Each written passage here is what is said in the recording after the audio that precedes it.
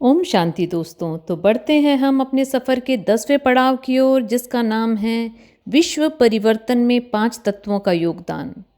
इस अध्याय में राजयोगी रमेश भाई जी कहते हैं, प्रकृति के 5 तत्वों के द्वारा ही कलयुग का महाविनाश होगा और फिर प्रकृति के 5 तत्व सतो प्रधान अवस्था में होंगे और स्वर्णिम सतयुग का आगाज।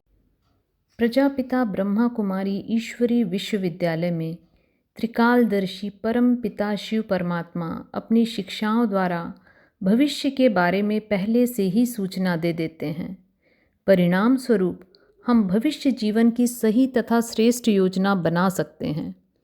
मातेश्वरी मम्मा कई बार कहती थीं कि किसकी दबी रहे धूल में किसकी राजा खाए, किसकी चोर लूट ले जाए किसकी आग जलाए। अर्थात विनाश के समय धन दौलत कई प्रकार से नष्ट हो जाएंगे और सफलता उसी की होगी जो ईश्वर अर्पण करेगा। विश्व परिवर्तन के बारे में शिव बाबा ने 3 साधन बताए हुए हैं: प्राकृतिक आपदाएं, गृह युद्ध तथा अंतर्राष्ट्रीय अणु युद्ध। समय प्रति समय शिव बाबा कहते हैं कि बच्चे, समय बहुत नाजुक है, समय बहुत तीव्र गति से आगे बढ़ रहा है। प्रकृति के 5 तत्व भी अब तंग हो गए हैं। वे भी इंतज़ार में हैं कि हम कब मिलकर अपना कार्य शुरू करें। अभी तक तो ये तत्व अलग अलग ही अपना काम करते आए हैं। इनमें से पृथ्वी और जल का आपस में बहुत ही गहरा संबंध है, क्योंकि दशावतार में भी 3 अवतारों का संबंध पृथ्वी और जल के साथ दिखाया गया है। प्रथम अवतार मत्स्यावतार में दर्शाया गया है कि जब सन्यासी ने अपनी कमंडल से मछली को जल में छोड़ दिया तो आकाशवाणी हुई कि थोड़े ही समय में जल प्रलय होने वाली है। उसके पहले एक बहुत बड़ी नाव तैयार करके और उसमें 6 पुरुष और 1 स्त्री तथा सर्व जड़ी बूटियाँ रख कर तैयार रहना। प्रलय के समय परमात्मा मत्स्य अवतार के रूप में आकर नाव को नई दुनिया की तरफ ले जाएंगे। मत्स्यावतार की कल्पना अलग अलग धर्मों में अलग अलग नामों से मिलती है। दूसरे अवतार वराह अवतार की कथा में आता है कि पृथ्वी समुद्र के अंदर गिरती जा रही है। उस समय वराह के रूप में अवतरित होकर परमात्मा ने अपने मुख के आगे के दांतों से पृथ्वी को पकड़कर बाहर निकाला। तीसरे अवतार कूर्म अवतार में भी दिखाया है कि पृथ्वी पानी के अंदर डूब रही थी और परमात्मा ने कूर्म अर्थात कछुए के रूप में अवतार लेकर अपनी पीठ पर पृथ्वी को उठा लिया और ऊपर ले आए। इन तीनों ही अवतारों में पृथ्वी और जल के संघर्ष की बातें हैं। हिंद महासागर में सुमात्रा के नज़दीक भूकंप आया था। उससे उत्पन्न विनाशकारी लहरें चारों ओर फैल गई थीं। करीब 1.5 लाख लोगों ने अपना जीवन गंवाया और अरबों रुपए की संपत्ति भी नष्ट हो गई। एक ही तत्व के द्वारा यह विनाशकारी कार्य हुआ। भूकंप से जो लहरें उछली उन्हें अंग्रेजी में सुनामी लहरें कहते हैं। सुनामी शब्द जापानी शब्द है, जिसमें सुह अर्थात बंदरगाह तथा नामी अर्थात लहरें। ये लहरें सामान्य नहीं होती हैं, ये बहुत तीव्र गति से उछलती हैं और काफ़ी दूर तक जाती हैं। इनके लिए वैज्ञानिक उपकरण उपलब्ध हैं, जिनसे पता चलता है कि ये कितने दूर तक जाएंगी और कितना नुकसान करेंगी।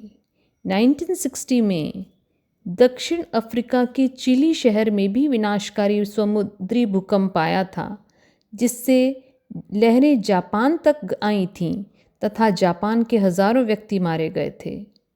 बहुत वर्ष पहले मुंबई में भी ऐसा भूकंप छोटे स्तर पर आया था और बंदरगाह पर लहरें करीब 3-3 मीटर ऊपर तक उछली थी। अभी की सुनामी लहरें उद्गम स्थान पर 20 मीटर ऊंचाई तक गई थीं और वे समुद्री तटों की तरफ जाने लगी थीं। उनकी गति जेट हवाई जहाज के गति के समान थी।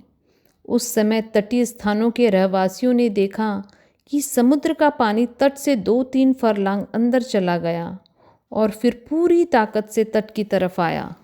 यह सब इतनी तीव्र गति से हुआ कि लोगों को भागने का समय तक नहीं मिल पाया।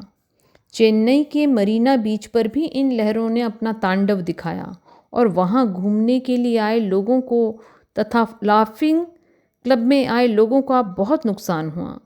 श्रीलंका, इंडोनेशिया, थाईलैंड आदि देशों में भी काफ़ी नुकसान हुआ। एक समाचार पत्र के अनुसार इस भूकंप की ताकत 3 लाख एटम बम की ताकत के बराबर थी। इससे हम अंदाज़ा लगा सकते हैं कि कुदरत में कितनी ताकत है। आगे चलकर इससे भी अधिक शक्तिशाली भूकंप आएंगे तो उनमें कितनी ताकत होगी और उसके द्वारा कितना नुकसान होगा, यह हमें सोचना चाहिए। पृथ्वी के अंदर एक मैग्नेट प्लेट होती है जिसके द्वारा नॉर्थ पोल तथा साउथ पोल का पता चलता है। इस भूकंप में यह प्लेट हिल गई है। बाबा कहते हैं कि सतयुग का वातावरण सदा ही सर्वश्रेष्ठ रहता है। वर्तमान पृथ्वी के उत्तरी ध्रुव में 23 डिग्री का फर्क है। सर्वश्रेष्ठ वातावरण के लिए यह जो फर्क है वह नहीं रहेगा। इससे यह सिद्ध होता है कि पृथ्वी पर कुदरती आपदाओं के कारण काफ़ी कुछ परिवर्तन होगा। पृथ्वी अपनी धुरी पर सीधी घूमेगी। मुंबई के अखबारों में आया था कि अगर यह भूकंप मुंबई के पास अरब सागर में होता तो करीब 60 से 90 मीटर तक लहरें उठती और बहुत नुकसान हो जाता। बाबा कहते हैं कि मुंबई समुद्र में चली जाएगी, अर्थात समुद्री तटवर्ती स्थानों के अंदर कभी भी पानी जा सकता है। ऐसे शहरों को भविष्य की योजना बना लेनी चाहिए। शिव बाबा ने हम बच्चों को यह सावधानी पहले से दी हुई है। धीरे धीरे हम प्रकृति की विनाशक शक्ति का अनुभव करते जाएंगे और पुरुषार्थ में आगे बढ़ते जाएंगे। अखबार में आया था कि सुनामी लहरों के 1-1.5 घंटे पहले ही सभी जानवरों को मालूम हो जाता था और वे जंगलों के आंतरिक हिस्सों में चले गए थे। यह भी एक विचित्र बात है कि मनुष्य आने वाली विपत्तियों को समझ नहीं सकता है और पशु पक्षियों में ऐसी शक्ति है कि वे आने वाली विपत्तियों को समझ जाते हैं। सोमनाथ, वेरावल तथा तलाला के आसपास के क्षेत्रों में भी भूमि के नीचे धमाके होते रहते हैं, जिससे लगता है कि पृथ्वी के अंदर भूकंप आदि की हलचल हो रही है। अभी तो यह इतनी तीव्र नहीं है, परंतु आगे चलकर यह बहुत तीव्र हो सकती है, इसलिए सावधान होने की ज़रूरत है।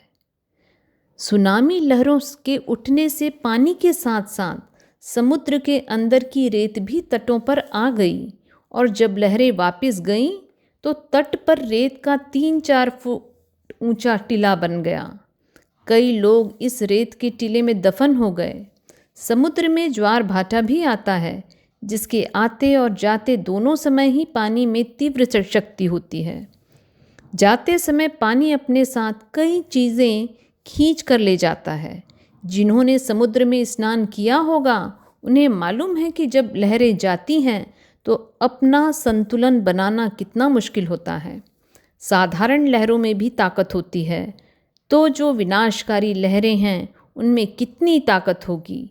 ये लहरें जाते समय अपने साथ साथ मनुष्यों तथा कई चीज़ों को साथ ले गई। इस कारण मरने वालों की संख्या का अभी तक सही पता नहीं चल पाया है। सुनामी लहरों का भूकंप इतना तीव्र था कि रिएक्टर पैमाने पर इसे नहीं आंका गया। जैसे लुहार अपनी चीज़ों को बनाने के लिए बार बार हथौड़े मारता है, वैसे ही एक बार आने के बाद भूकंप बार बार आता रहता है। धीरे धीरे ही धरती शांत स्वरूप में आ पाती है। बाबा के ज्ञान के अनुसार इन लहरों का कारण है दुनिया में बढ़ता हुआ पापाचार, भ्रष्टाचार आदि। इनका मनुष्यों पर तो प्रभाव पड़ता ही है, साथ साथ प्रकृति के 5 तत्वों पर भी पड़ता है। इसलिए बाबा ने कहा है कि प्रकृति भी अब तंग हो गई है। इन प्राकृतिक आपदाओं के द्वारा ही सृष्टि परिवर्तन होगी। यह बात हम राजयोगी वत्सों को अच्छी तरह मालूम है। अतः समय की नाजुकता को देखते हुए हम स्व परिवर्तन के द्वारा विश्व परिवर्तन के कार्य में मदद करें, साथ साथ तन मन धन तीनों ही सफल करें। तो दोस्तों, आज का हमारा 10वां एपिसोड यहीं समाप्त होता है। बने रहिए नेक्स्ट एपिसोड के लिए, जिसका नाम है परमात्मा की कार्य पद्धति और कार्य प्रणाली। दोस्तों, अगर आपको कंटेंट अच्छा लग रहा है तो please like, share and subscribe ज़रूर करें।